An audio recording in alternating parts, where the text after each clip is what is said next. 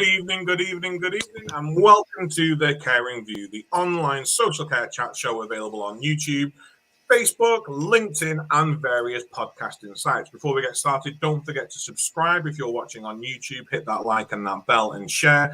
If you're listening via podcast, make sure that you like and share our podcasts as well. The views we share tonight are of our own and not our respective companies.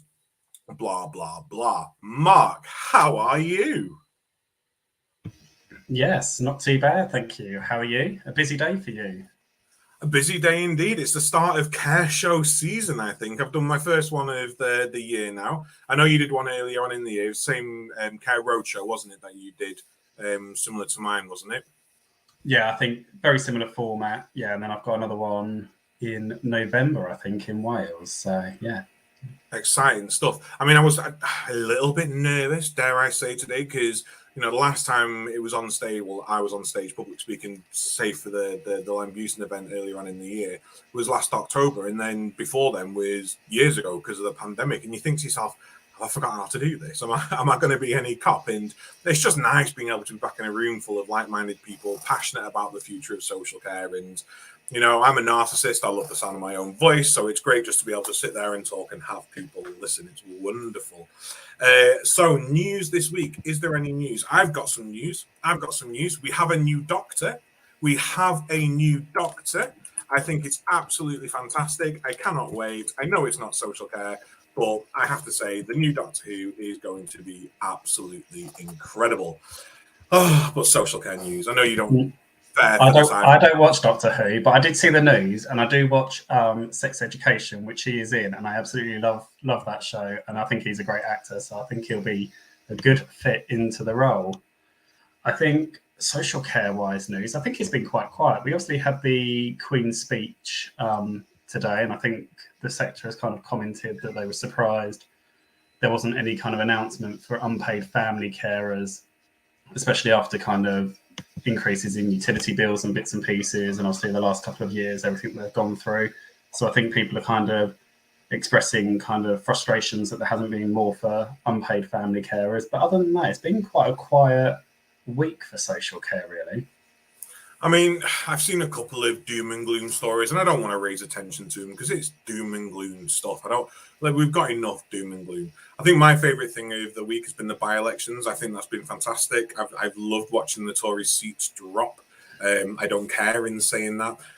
But I'm also annoyed that because the seats have been dropping, they've been putting out all these falsities like, oh, we've fixed social care, though. Who cares we've lost seats? We've fixed social care. Like, are we looking at the same sector? Are you understanding what's going on right now? So it's going to be interesting to see what happens politics-wise moving forwards. I think Keir Starmer was playing a brave move yesterday.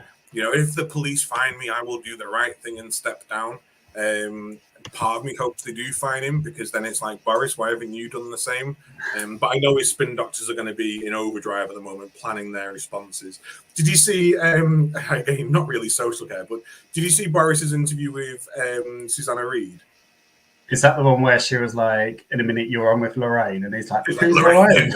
It was a car crash interview. I mean, it wasn't the best interview to start off with, but it was an absolute car crash, as you can expect with Bojo giving away his usual stuff. But they actually had to put a statement out afterwards to say he'd had food poisoning and had thrown up on his suit prior to sitting down in that interview. And it's like the excuses they come up with, parading this man around, leader of our country, always making a buffoon of himself. It's like, oh yeah, but it's fine. It's fine. He had food poisoning and he threw up on himself. That's why it was. Oh, honestly, absolutely ridiculous. I mean, tonight we have got an absolutely fantastic show, and it's something Mark and I are incredibly passionate about. So, careers in social care. I've been a registered manager. Mark's been a registered manager. We're no longer registered managers, but we still work in social care. And that's really what we want to get out there. We don't want to reduce the amount of people wanting to be registered managers. We just want to be able to show people that actually the appetite and the menu that you've got in social care career-wise is incredible. And tonight we have got 4 fantastic individuals, all social care experts in their own rights, but all on completely different paths. And we're going to do something a bit different tonight. You'll be happy to know I'm not going to talk that much. We're going to get the guests in, and they're going to give us a sort of start to finish to where they are now in social care and where they think about going moving forwards. Hopefully just to ignite this idea within everyone thinking, should I go into social care? Is it a dead-end job like people tell me? No, it is not. It's one of the best careers you can possibly embark on. So tonight, without further ado, our 4 guests. Mark, would you do the honours in introducing them? Yes. So we have got Steve. Oops, 2 seconds. We have got Derek from Sunday Care Therapy. It kind of threw me. I was going to kind of bring them in one at a time. We've got Stephen Forster from the Social Care Network, Marianne Niels from 2M Training, and we've also got the youngest registered manager joining us tonight. So, Rebecca, everyone, good evening. How are you all? You're right. Hi, you okay? Hey, Yes. hi. I'm really Nice sunny evening here in London. Yes, well, I've got my blinds shut because otherwise I can never work out where the light needs to be. But yeah, no, it's been nice to have the sunshine back out. I'm really looking forward to tonight. So I think quite often when we speak about careers in social care, it's always the journey from care worker to registered manager. And like Adam said, there's so many different career pathways that you can take within the sector. And I think actually it's not really publicly spoken about. And what I'm hoping is that tonight it will kind of raise awareness for people that are looking in on a role in social care, that there are a lot more pathways that you can take. And also to raise awareness that I think we need to do more as a sector to kind of expand, you know, who we're kind of reaching and how we're reaching people that might not necessarily work in the sector already, that could join us and use the skills that they've gained over their kind of career history and bring that in with us. So who to start with? Does anybody want to go first tonight and talk about their journey into social care, kind of how you got into social care and what you're doing now? Or should I pick one? Can I be selfish? Can we start with Rebecca? Because I just want to know. I know we sit here and go, oh, it's not just registered managers, but you know, I didn't get registered manager up until a couple of, I can't even remember how old I was when I got registered manager, or even when I became a manager. How old were you when you became registered manager? What was your journey? How have you done it so quickly? Inspire the youth of today to come into social care, Rebecca. What is your story? So my story was straight after leaving high school. Well, actually, it started before high school. So when I was in high school, I think it's year 9 or 10, you go to do your work experience, don't you? Where your school picks you a local company that you go to work for I think it's 2 or 3 weeks. So I went to go and work for Away Day Care, where I'm currently still working, to do 2 weeks of volunteer work, and I just absolutely fell in love with the job. I never in my life thought that social care would be my career path. I had it drilled into my head that I was going to become a lawyer. I was going to get a law degree, a master's in law. I was going to come to be this amazing solicitor, and care had never even crossed my mind. Went and did my 2 weeks work experience, then finished high school and thought, right, I've got the summer ahead of me. I'm going to go and want to volunteer somewhere. Thinking at the time, being young and naive as you do, it'll look great on your CV. So I phoned up Jean, who is the owner of the company, and asked if I could come and do a little bit of volunteers, a couple of days a week, just whilst obviously the summer period had started. So I went in for the summer, and I didn't leave. I absolutely loved it. When I was due to leave, I had another job that I was actually starting. I actually went into Jean's office crying my eyes out saying, I don't want to start this new job. I need to stay here. She alongside cried with me and was like, I want you to stay here. So Jean signed me up on an apprenticeship to do a level 2. MVQ at the time it was, in health and social care. Loved that, went and did that. I'm definitely an advocate for apprenticeships as well. I think they are the most amazing part of the job that you can do. I'm not a college person. I've realised that now. You know, going to do 9 till 3 school and college just at the time wasn't for me. I loved the apprenticeship. I loved the hands-on experience. I loved being able to see my service users every day, supporting them in their life.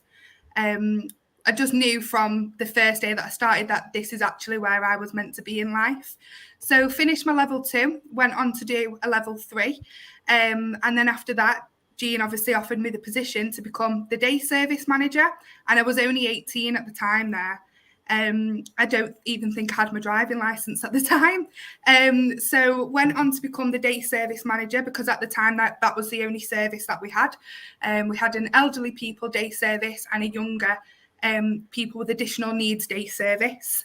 And within our local borough, I seen that there was a lack of respite provision for the service users that we looked after. And I really wanted to open up a bespoke service that would genuinely for the people that we support with complex needs. So we opened up a 5-bedroom respite facility after I'd done my continuous education. I did my level 2, went on to do my level 3, started my level 5 when I think I was 19. Got my level 5 and then went on obviously to open this CQC regulated service. So we've got a respite facility, domiciliary care and supported living. Did that in 2020. So I think at the time I was 21 when I got my registered managers. And then, yeah, it's just been a road since there. Nobody prepared me for the COVID. But, you know, we got through it somehow. But yeah, I was already quite nervous and anxious about becoming a registered manager, and then this pandemic came into place. And yeah, it put some obstacles in our way, but I'm sure as all other registered managers, they got through it. That's absolutely incredible. It's so much in such a short period of time. And then to be thrown the pandemic. I mean, damn those people not telling us that they were going to give us a pandemic. It did take the rug from under all of our feet. But to be so fresh in a brand new service as well, no less, it must have been absolutely terrifying. What's been the hardest part? I don't want to put people off, but what's been the most difficult part, and what would you be saying to people who are considering a role in care now? I'd say if you're considering a role in care now, please don't listen to the news, don't listen to the press. A lot of it shows the negative side of working in health and social care. It doesn't show you coming home with the biggest smile on your face because you've made a difference to someone's day. It doesn't show you leaving work, saying goodbye to your colleagues who you've had an amazing day with. I mean, I must say, I know every manager probably says it, but I genuinely have the most amazing staff team, like one big family. It doesn't show you the boxes of chocolates and the cards you're getting off people's family that say, thank you for making a difference in my loved one's life. Especially with COVID and the vaccination status and everything like that, we've all had such a negative outlook on health and social care, but I would love for someone to, as young as I was, 16, 17, to come and spend a day with me in the life as a registered manager and see how many times I laugh, how many times, you cry, but with happiness, and how many times I've got a smile on my face in a day. I would say, like you said, the hardest barrier that we've had, probably for me, was COVID, but also becoming a registered manager.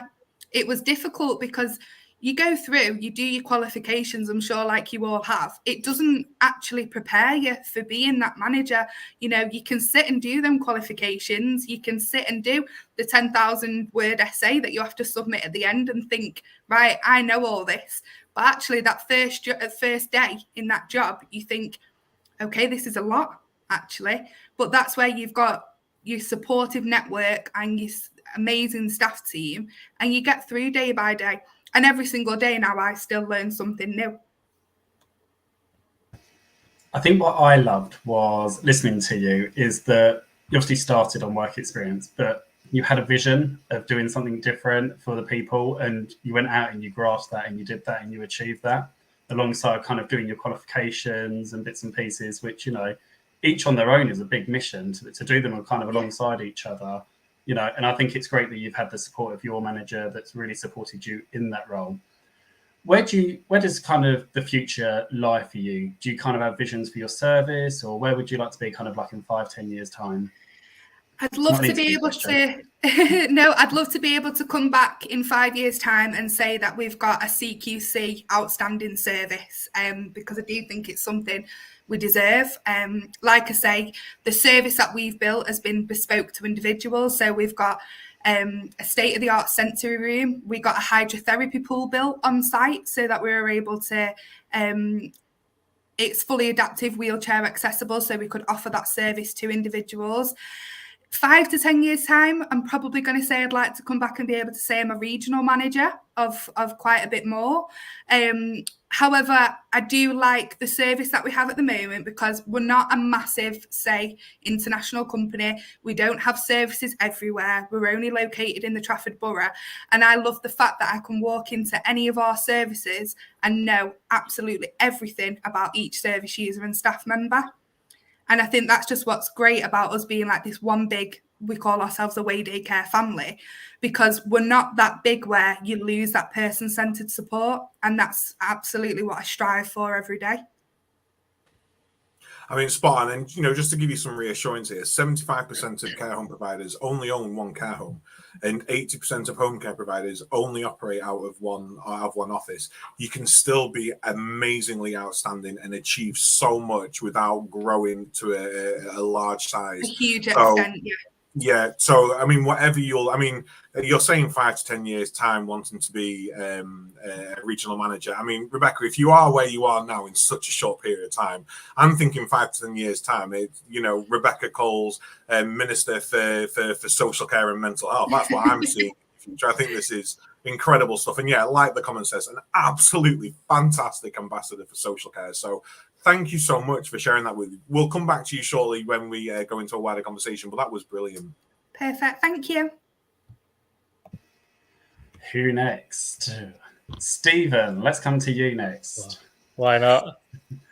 Yeah, why not? Well, thanks for having me. Firstly, I appreciate being here. I'm not used to talking about myself, so I'll give it a go. But yeah, care sort of happened by accident for me, really. I started in care 5 years ago. I was working in Lidl as a manager, store manager, and I was fed up with it. I was fed up with the corporate life. It was just no reward, no satisfaction. The hours were ridiculous. And it was actually my mum, believe it or not, who said, look, you need to give a care a try. She was a night care worker in the Kirklees in our area for 25 years. So I literally quit my job, went on Indeed, searched for a job, got an interview the next day, had a face-to-face interview, and was hired as a care assistant in Huddersfield near me in domiciliary care. So it was a really quick turnaround, and it was a startup dom care company as well. And so I was a full-time carer for 12 months, and then the owner of the business asked if I'd like to help out in the office with recruitment. Never done recruitment before. And then, yeah, literally helped her grow the business from sort of 0 to about 40 carers. Really loved recruitment, loved what it involved, talking to people, interviewing people. And then I actually got approached by another company in Wakefield who asked me to be their HR and recruitment manager. So I'd only been in care for 2 years at this point. So it was obviously a big step up. That was the most challenging role I've ever had, mixing HR with recruitment. Managed to take that from 40 carers to about 90 in 18 months. And then we went from good to outstanding as well, which I was really proud of. Never had a CQC report in my life. Researched how to do it, especially from a HR and recruitment point of view, safer recruitment, DBS's compliance, that kind of thing. And yeah, then COVID hit and it changed everything. Yeah, I saw there was an opportunity, and I realized a lot of care companies were struggling with two elements. So creating a brand image, so social media and website, not promoting their company, not pushing their ethos, their culture, their testimonials. They just weren't pushing it at all. And I noticed companies weren't doing that to their capacity. And I also realized, because people were coming to me, people didn't understand how to recruit carers, or at least do it in a fast manner. Their processes were all over the place. Their procedures were all over the place. So I started the Care Social Network 2 years ago, and it's gone from strength to strength. We're helping some of the biggest dom care providers in the UK, supported living as well. And it's really interesting to see that companies of big stature are actually really struggling even still. And I know there's a care crisis, but a lot of companies are just struggling with processes and procedures, and that's where we come in. I've done it myself. I've physically done that job, so I know how it works. And I actually did a research project myself last year where I asked 436 carers if they checked company social media pages before an interview, and 76% said yes.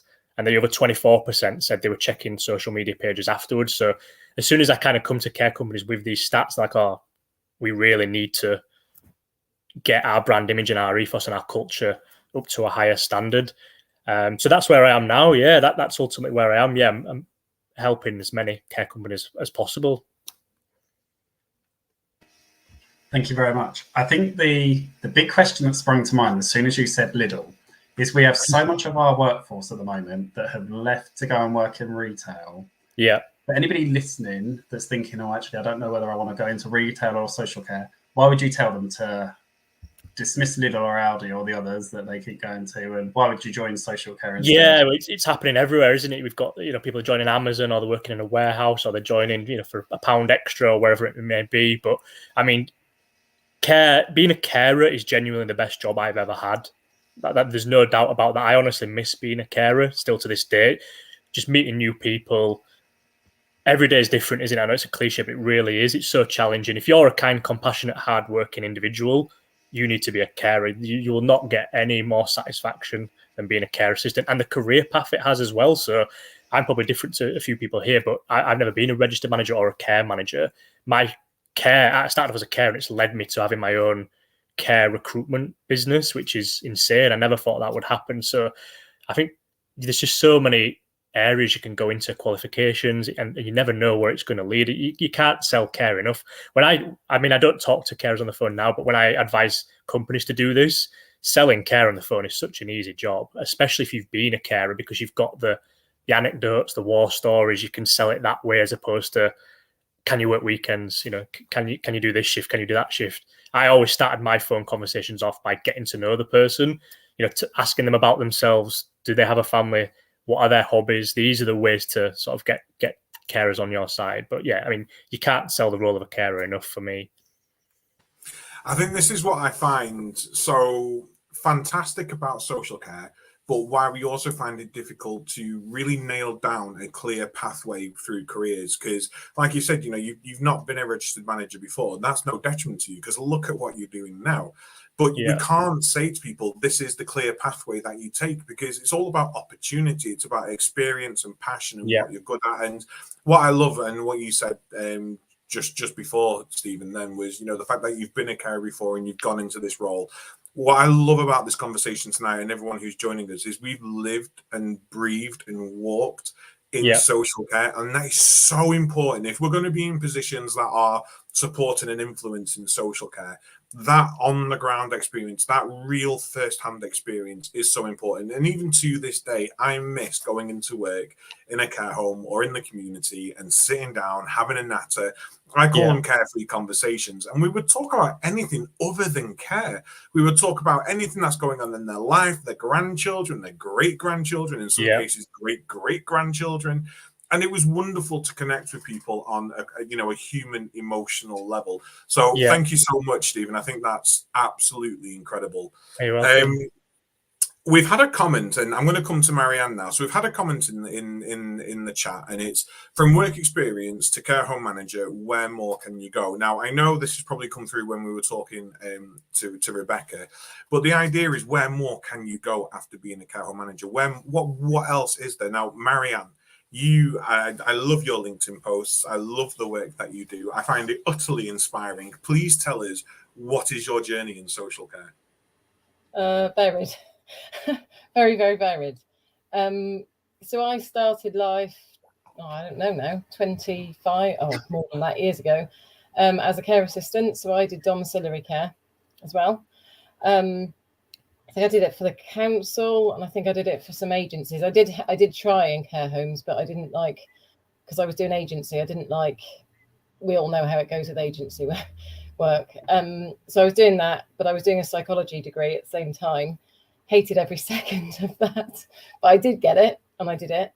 And then when I finished my psychology degree, then I went to work on the help desk when they first bought out the help desk for the council, and I helped. It was great because I got to see all the different sectors. I'd wanted to do social work, then I was like, I don't want to do social work. Loads of different things there. Did that for a while. Then I worked on an eating disorders unit, self-harm unit, day centre for people with mental health problems, children's home, children's homes. Then I worked in foster care as well. And then I was asked if I wanted to deliver some training. And I was like, maybe. And I'd always wanted to do teaching. I don't really know why, but I thought maybe. So I then, at the time, my now husband, I moved over to Wales and did the PGCE, but I did post-compulsory education and training. So you could kind of do both. So I did that. And then I got a job training carers. So this was more so when you had carers that were, the councils kind of had hold of most of the training. So we trained them. Then I had a baby and the council didn't want me, but that's another story. And then I kind of fell then into using my experience for working with kids with behavioural problems. So I taught in a school, taught blind students as well. It was interesting. And then I went into a secondary school, and then I thought teaching health and social care, and I taught in college. And then I thought, I don't want to do this anymore. But I wanted to use what I knew. So I fell into a job as a teacher trainer. So I was training teachers at the college that Harvey Price goes to, actually, just up the road from me at National Star College. So I did that. And then, I fell into it really. And then I started doing that as, what's it called? Freelance. Did that, ditched the other place, did that as freelance. And then I was doing some teaching for Priory. So, people that go into the Priory homes. So I was teaching young people doing that. That was great. I'd wanted to set up as my own centre, as an awarding body centre, but I thought, no, only big companies do that. So no, I carried on making my money. And then the pandemic hit, which was fantastic. Not because the government didn't give me any money. So my money stopped and I couldn't get anything from anywhere overnight. And I had to add insult to injury, teaching my 2 children at home. So no income and teach your children. So did that for a while. And then I thought, you know what, my back's up against the wall now. I'm going to have to set up my own centre because I can't risk being at somebody else's mercy. So then I started doing some training. And then somebody that I taught a while ago, so Dave Kuma, I taught him on the AET, which was the teacher training. And I said to him, come on, let's go into business together as trainers. No, I don't want to do that. He said, I've got my job. And I said, well, okay, whatever. Anyway, in the end, I persuaded him. We haven't gone into business, but we work collaboratively. And then, so I'm doing some training, but trying to get into care homes to do it directly so that we can tailor the training. Very hard because most people go to companies that use people like me that charge more money. But then I stumbled across Ian Clegg, and I don't know if you've heard of Ian, so the Care Connector. Kind of had a conversation with him, and basically, I don't really know how this has happened, but it's going to be really exciting this year. Because Ian set up the Care Connector, which is really to connect care providers and care services, so that basically I say it's like we're in a shopping centre and they're going into a shopping centre with people that are selling everything that they need, really. And from talking, I'd always wanted to do the award in education and training that's tailored for care. So I train people that are train drivers, all sorts, fire people. But I thought if I can just get people that want to train people in care, this would be fantastic. And basically that's what we're going to do come September. And that's when it's going to be launched, is that we're going to be having a program, 2-week program, so people can learn how to train people in the sector. Because Ian, me and Dave feel really passionate that I go in and deliver training, and carers feel despondent because it is all, we all know what it's going through. But it's just valuing training as well. And so it's not just somebody traipsing in and just talking at the front to them. It's making it real and really real with people who, what I get sometimes is, oh my gosh, you've actually had experience in care. And I go, yeah, I wouldn't be stood here if I wasn't, because why would you respect me? Nobody's going to respect me if I didn't. So, but what the other thing is that we're also going to be having a careers pathway as well. So hopefully providing training. So Rebecca, this would be interesting for you. It would have been then, where people can choose. So like Ian was a chef. He then now delivers training, nutrition training. So it's looking at, you might have somebody that was interested in that, but thought, I'd really like to do that in a care home. So yeah, it's all quite exciting, like really exciting at the moment. I mean, that's a 25-year span of an unbelievable set of career choices. Not surprisingly, honestly, though, I think it's what, sorry? Not surprisingly, I found out a while ago I've got ADHD, which kind of is probably why I've not stayed in jobs very long and why I work for myself. But no, it is really inspiring. So, you know, people who are starting out on the careers now, or people who maybe, you know, a decade into their social care careers and thinking, oh, I'm getting a bit of fatigue, I don't know what I want to do, I don't know what I can do. There is no harm in going out there, trying different things, and then bringing back what you learned back into the sector. You know, innovation is wonderful. Mark and I talk about innovation all the time. And if we constantly think that anything innovative is going to come from within our little bubble of social care, then nothing is ever going to change. So being able to go out there and interact with so many other industries and so many other people, and then bringing back that knowledge to the root to where you started in social care, I think is wonderful. How important is training in social care? I've got to be in my bonnet at the moment that training in social care currently isn't fit for purpose in its current model. I'm not going to name companies. I'm not going to name names. I did today on stage, and I probably regret it a little bit. I'm not going to name names, but how important is getting training right? If you don't inspire people to, the way I look at it is so when I deliver the teacher training, last week I was delivering to 13 potential teachers or trainers, even people that have delivered training. And I said, look, whether you've done none or you've done loads, I can guarantee that when you leave this room on the third day, that you will get something from it, whatever it might be. It might just be that you stood at the front and you faced that. But for people, so Dave, who I taught, he had done a lot of training, but as I say to people, if you don't know how to build something, you don't know, if you didn't know how to build it, you don't know what to do if it goes wrong. And a lot of training companies or a lot of trainers think that if they talk at people, that's training. That isn't training whatsoever.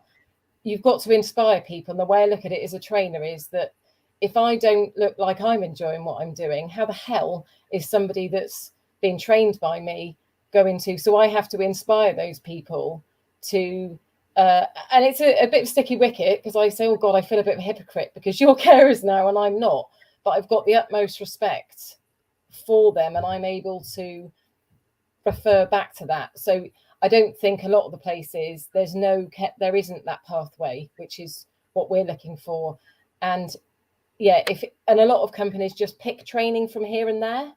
Whereas I go in and do professional supervision as well. I went in to do some training the other day and I said, I was doing moving and handling, but actually I ended up doing a bit of firefighting really as well, because there was all manner of problems going on there. And if you don't deal with that, no training is going to be, if they don't feel valued and they don't know why they're there, there's no point. Absolutely no point as well. So yeah, I'm with you, but I can't talk about other companies because I've got my own. I think when I was listening, what I kind of heard is that, you know, you don't need to leave the sector if you're not happy in your role, whatever that role is. That actually there's so many different roles within social care that you can actually move and find one like you've done that actually works for you. And actually you might have moved around quite a bit, but actually that experience gives you those real life experiences that actually when you're training people, you can actually relate to what they're talking about. They can relate to you. Change things. You can check, as me as a trainer, I can try, and I really am going to now. I fell upon this. I will change, and I will bring about change with other people. So Dave, Ian, all of you guys, change. Don't moan about it. Do something about it. 100%.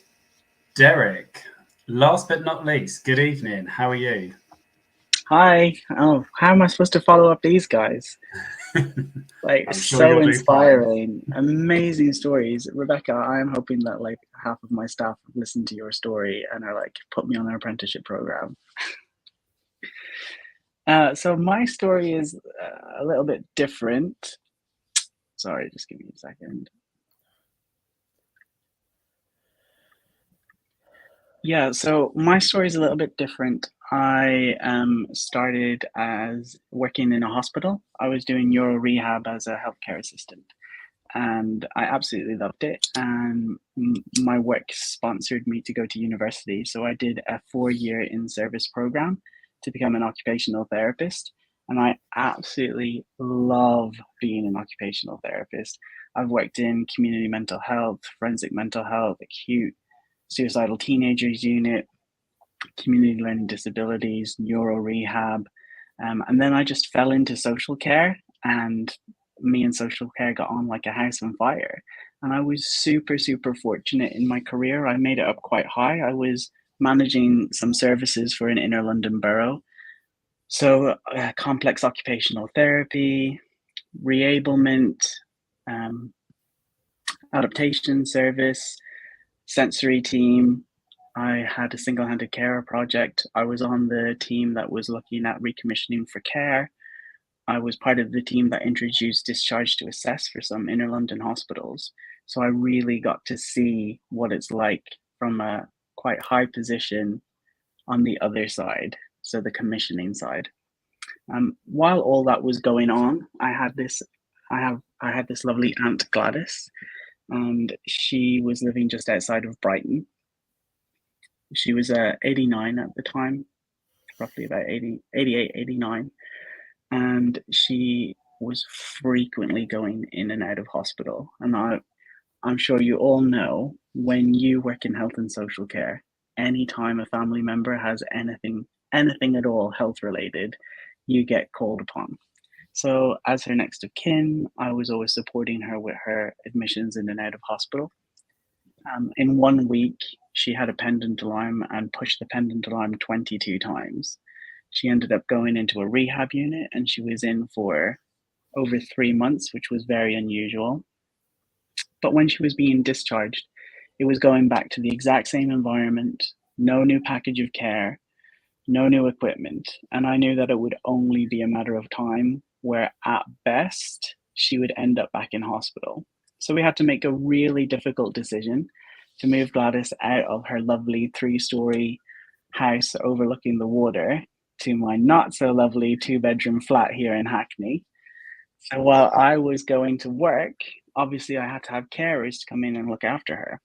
Gladys got diagnosed with Alzheimer's dementia and then started to need equipment for mobility. And every care agency that we used, the carers were absolutely fantastic, could not fault them at all, but they did not have the support from the care agency. We had a massive high turnover of staff, and every care agency that we used had a blanket policy saying, you have equipment, you need to have 2 carers for health and safety reasons. So obviously they didn't know I was an occupational therapist, and I would challenge it and I would say, well, show me, where does it legally say you need to have 2 carers if there's any piece of equipment? Ended up having to privately hire our own carers, and I would train them up, and they worked with Gladys for years on end. So I had to make this really difficult decision. Do I see how far I can get in health and social care from an OT perspective? Will I because the next step could have been a director. Could I have made it to a CEO of a local inner London borough? Or take a massive risk and try and be the change that I wanted to see in health and social care. In my infinite wisdom, I decided to hand in my notice in February 2020. Went straight into a pandemic as soon as I had left my job. So starting the care agency in March 2020 was extremely difficult. We were expecting to get our CQC registration by maybe June, July. We didn't get it until December 2020. Once we got our CQC registration, London went into a local lockdown. And we were like, there's absolutely no point in even attempting to try and deliver care in the community in the middle of a pandemic, in the middle of local lockdown, which then turned into a national lockdown. So we delayed going live with care until May 2021. So we're officially a year into delivering care at this stage. Our company is called Sunday Care Therapy. We like to think that we're different to standard care agencies because from day one, every one of our we don't call them carers, we call them care partners because we say we work with you, not do things for you.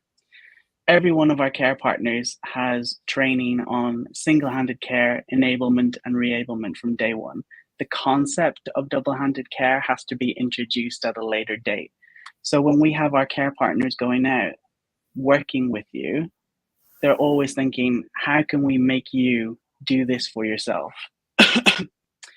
So during the pandemic, that space between going live in May 2021 and waiting for our CQC registration, we obviously were a business, so we had to do some pivots. So we started introducing training. We wanted to do some like social give back as well. So we did, and we continue to do free training with local communities like City and Hackney Carers and the Carers Centre. We've also done work with Hackney Opportunities, so people who are like looking to get into work. We've delivered free training to the Primary Care Network. We also do training that's paid. So we've trained equipment manufacturer companies, case management companies. We've trained Headways. We've trained other providers. Anybody who wants to train, wants to learn how to do care properly, we're always open for any opportunities like that. But now we're very, very small because, again, growing in a pandemic is a bit of an issue. So we've just broken the mark where we're delivering over 110 hours a week now. So that's where we are. We're at the very, very start of our journey. I love this so much. I love this so much for so many different reasons. I love single-handed care. I love all the equipment that is coming out nowadays to be able to encourage single-handed care. But I also think there's something here, and something around being able to train the relatives as well. As a provider, exactly. We used to train our relatives to be involved in it so that they could still be that second person. It reduces the workload on your team. It allows more effective, responsive care. And it was absolutely fantastic. But the thing I love most about this, Derek, is, and for anyone watching this from an ICS or, you know, Boris and Gillian and Sajid, if you are watching this is integrated care. This is integration at its absolute finest. This is health OTs, this is social care, and this is working together in harmony to produce care.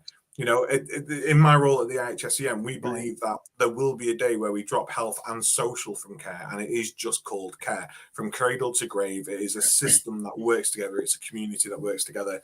So I just want to say congratulations on making that a reality in a care company. Congratulations on being able to start to grow your services now. How important is it to you to make sure that health and social are at the core of what you do? And what would you be saying to people out there who are a little bit concerned that come July 1st, when the magic word of integration in care and health is upon us, what would you say to breathe hope into a real working partnership? It's really interesting that you should ask about that. So last week I went to a conference. It was run by Acora, which is like a manufacturer for equipment. They do like specialist community beds and chairs, and I'm sure lots of you have seen their equipment already. And it was just full of occupational therapists and physiotherapists. And I would always go to these kind of exhibitions that were put on by equipment providers, get our CPD knowledge up. And over the last year, I've been going to NAIDEX and other more like social care conferences. And I was sitting in this conference with Akora, and I was looking around, and we had some amazing speakers. And the only thing I could think of was, we have the exact same clients. Why is there such a division when the end customer is the exact same person? So it's really interesting for me, having come from health and social care and now working in the domiciliary care market, seeing it from both sides and seeing how we are so siloed and tunnel visioned, but at the end of the day, it is the exact same customers that we're seeing. I think it's incredible. I think it's absolutely fantastic. I think each and every one of you are doing such amazing things to raise the awareness of different roles in social care. You're an inspiration to so many people.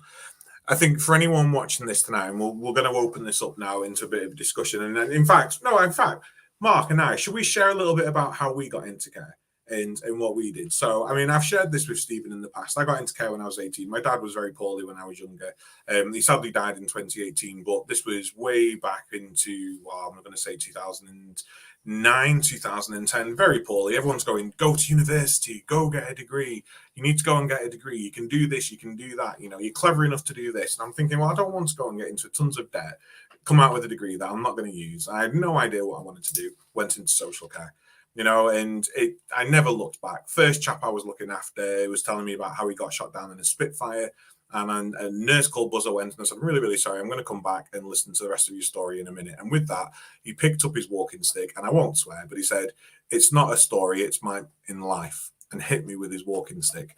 And I sat there and I thought, crumbs, this is a person. This is years of joy and love and hate and sadness and laughter and marriage and children. And these are people. And if we can't see them as people, if we can't do this for the right reasons, for that being a person, then we're not going to get anywhere, are we? We're not going to create anything special in care. So, you know, by the time I was about 22, I was a manager of a service, wasn't registered at the time. So don't worry, your record is safe, Rebecca. You know, I was a manager at a young age, just not registered. So you are safe.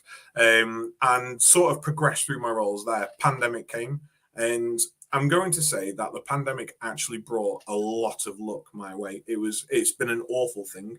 We've had a lot of tragedy. We've had a lot of death. We've had a lot of unfair circumstances put across on the public.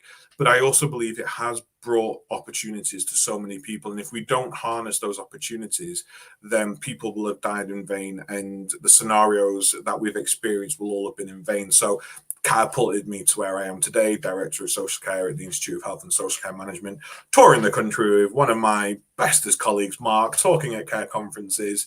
Hopefully people will listen and trying to inspire people. And it has been a short journey, 14 years, you know. My turning point was 2018. Like I say, my dad was dying and I had the on-call phone. I had the on-call phone all the time. I was like literally 2 years straight on call. And I'm at my dad's deathbed, holding his hand, kissing him on the forehead, saying, look, Dad, you can go now. It's absolutely fine. We're all here with you. We're going to be there with you. And as I'm doing that, my on-call phone is pinging, going, we need you to come into work. People are phoned in sick. What's going on? And there's a moment in your life where you turn and you go, actually, we need to think about our work-life balance and we need to think about ourselves as well. It's Mental Health Awareness Month this month.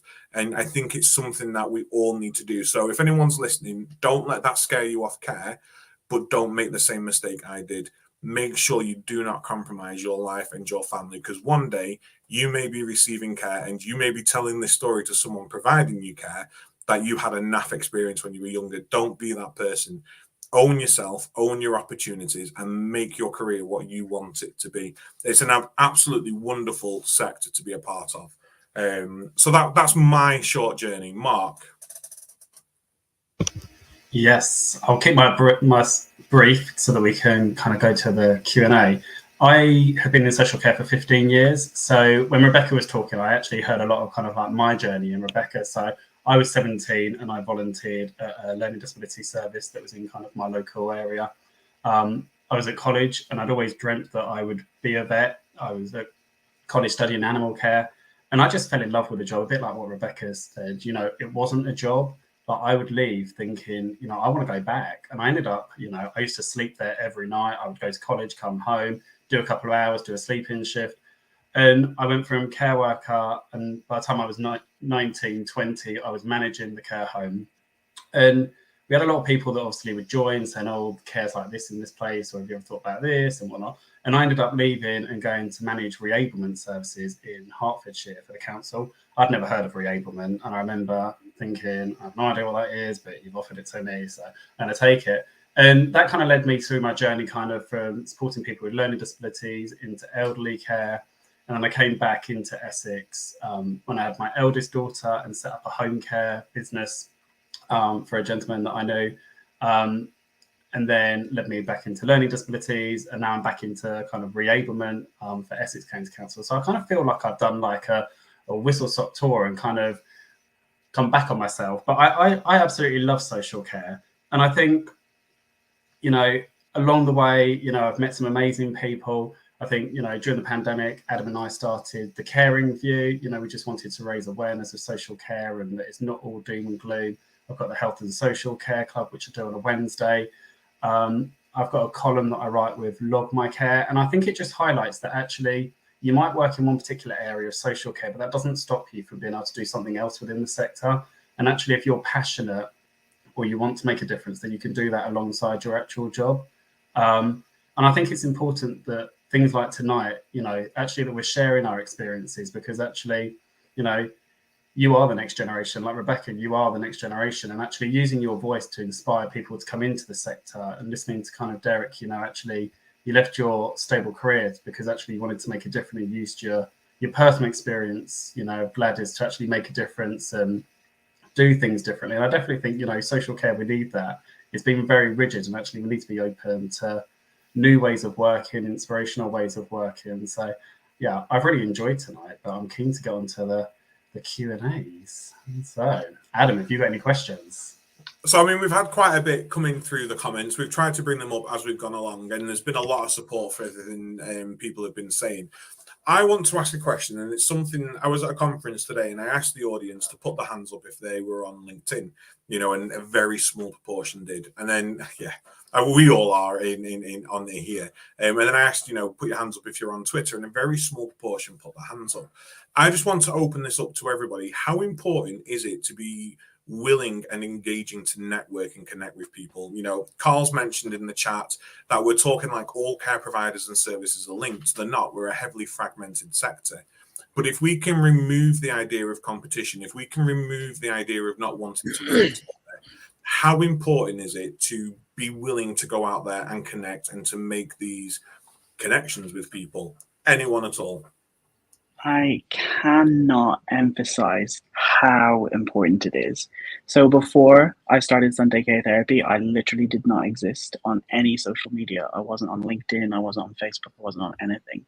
My business partner, Jess, because when I started the company, I knew that I only do 50%. It's a business, somebody else needs to be with me. She was big in marketing, and she said, you have to get on LinkedIn, you have to become a presence. And from LinkedIn, I'm here tonight. I've been asked to be a guest lecturer at LSBU, my old university. I've presented at NAIDEX last year and NAIDEX Online this year. I'm presenting again at NAIDEX this year, presenting at the UK Care Week.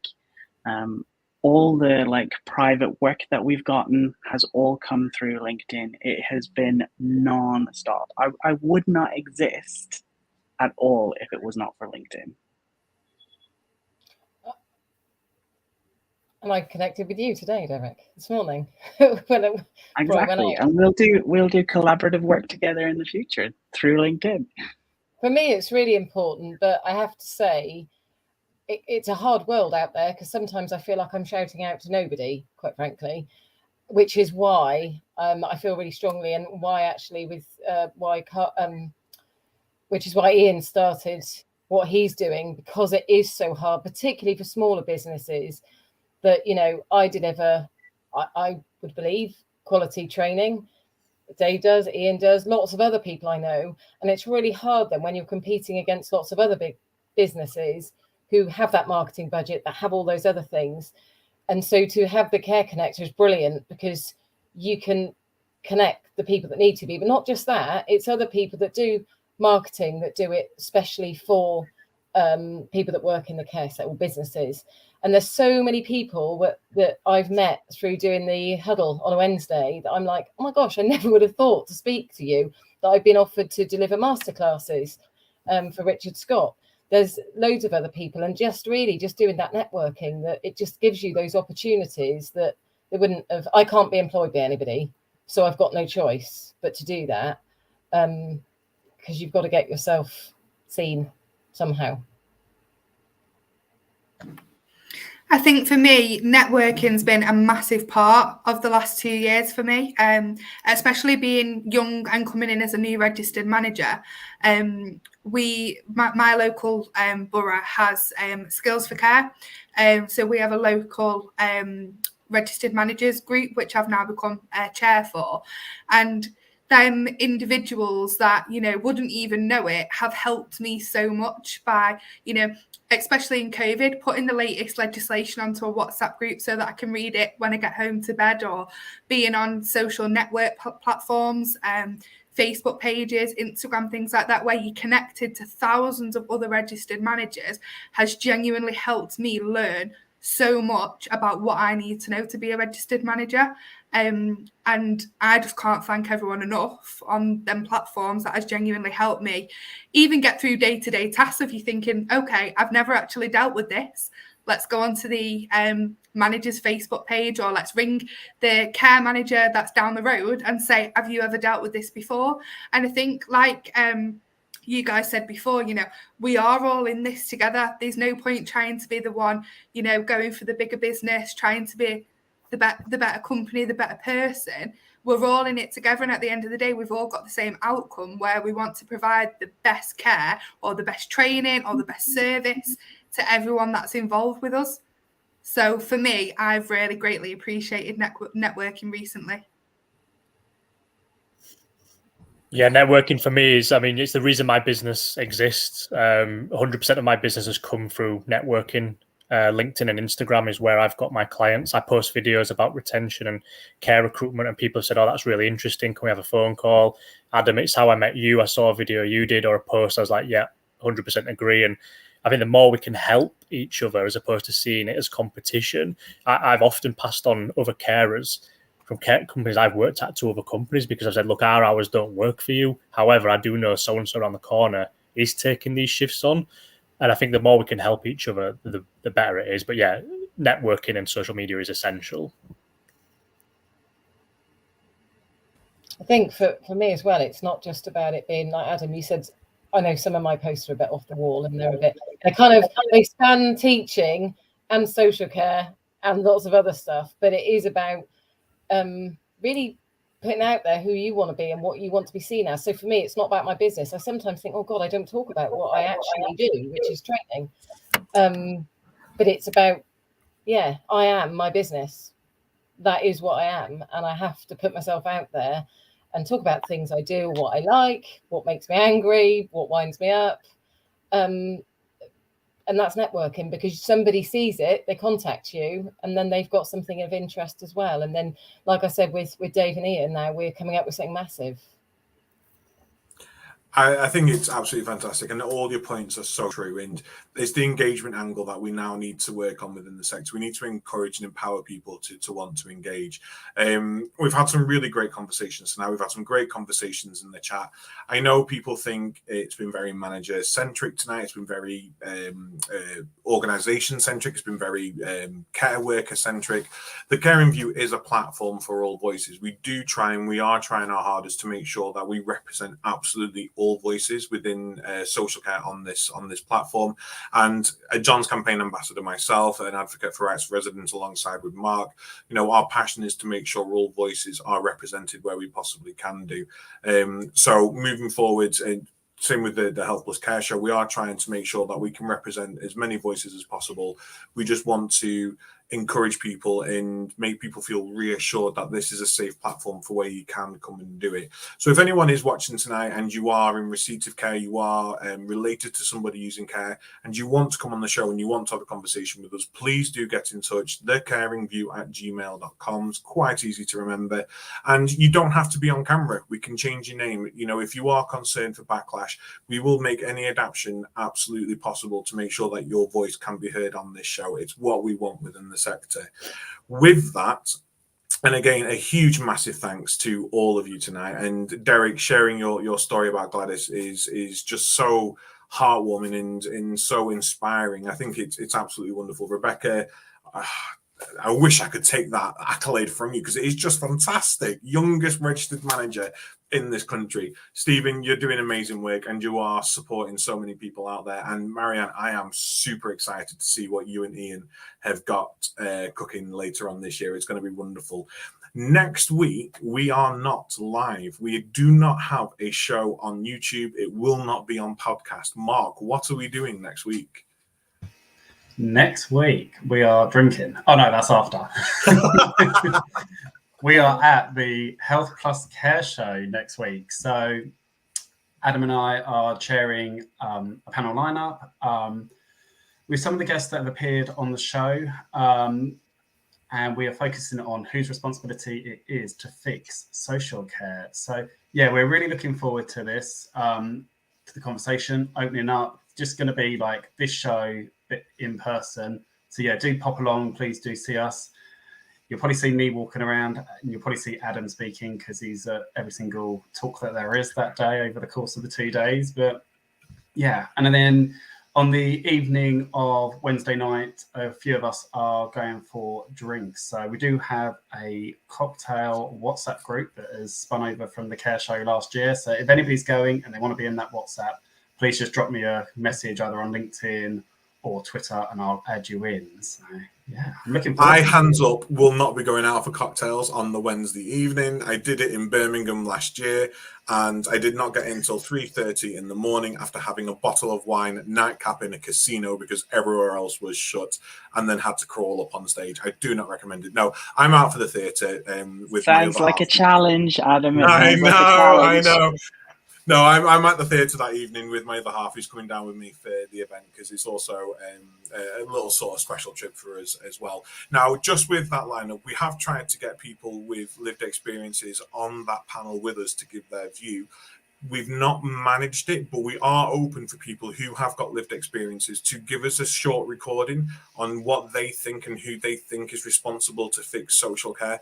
Because what we are going to try and do is make it a multi-platform event. So we are going to be live at the show. We will be discussing it with the audience, but we will be having the conversation on social media at the same time. I don't know how we're going to do it yet. It's going to require a lot of multitasking. But if you are in receipt of care, if you are related to someone who's using care or has used care and is sadly no longer with us, and you want to have your say, drop us an email, send us your phone numbers if you want. You can WhatsApp us videos. It's absolutely fine, and we will get that included in the conversation. So until a week after next, we will see you all live on Tuesday, the whatever of May. And if you can join us at the Care Show next week, it is free. Tickets are still available. It's a completely free event, 2 days, absolutely full. It's going to be fantastic. Although we are live on the 19th, so come down on that day. Derek, I think we're going to see you there, aren't we? Yeah, definitely. What are you speaking on the Care Show? No, it's the UK Care Week that I'm speaking at. We're doing a talk on sex, sexuality, and relationships in care, and what are the legal aspects around it. We're doing some really great joint work with Enhance the UK. And that's the UK Care Week in Birmingham in July, isn't it? Yeah. I'm really looking forward to that event. It is going to be so good. It is. We're also presenting at NADEX, which is on at the same day, so you can hop from one to the other. Fantastic. And anyone who is going to the UK Care Week, you can join me there, where I interview Ed Balls as well. So it is going to be, these care shows are becoming the place to be if you are in social care. So until the week after next, we will see you soon. Thank you, everybody, for joining us tonight. Thank you to our guests for such a wonderful conversation. And if you can join us, we will see you at the Care Show next week. Guests, please don't disappear. We will say goodbye to you after the show closes. Good night. Take care and God bless. Bye, everyone. See you Bye. later. Bye. Bye.